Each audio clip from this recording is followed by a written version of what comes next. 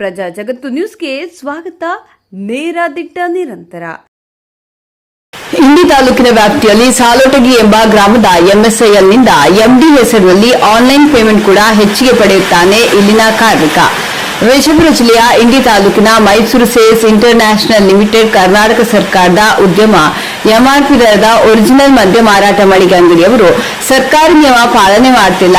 ಗ್ರಾಹಕರಿಂದ ಸಾರಾಯಿ ಬಾಟಲ್ಗಳಿಗೆ ಹೆಚ್ಚಿನ ಹಣ ಪಡೆಯುತ್ತಿದ್ದು ಅಲ್ಲದೆ ₹5 ₹10ವರೆಗೆ ಹೆಚ್ಚಿಗೆ ದುಡ್ಡು ಪಡೆಯುತ್ತಾರೆ. ಎಂಆರ್ಪಿ ಹೆಸರಿಗೆ ಮಾತ್ರ.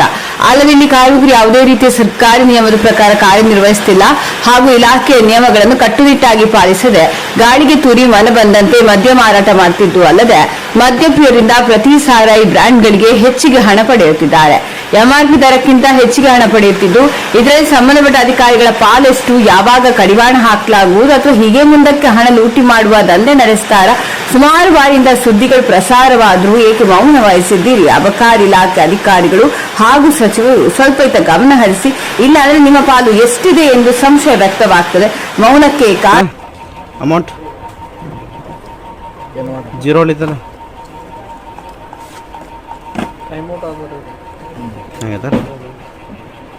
ಎಷ್ಟು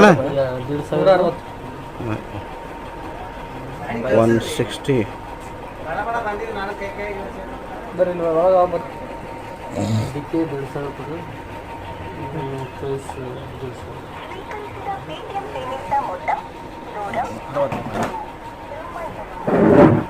बता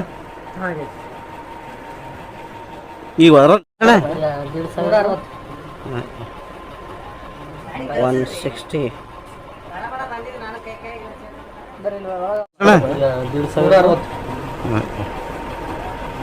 160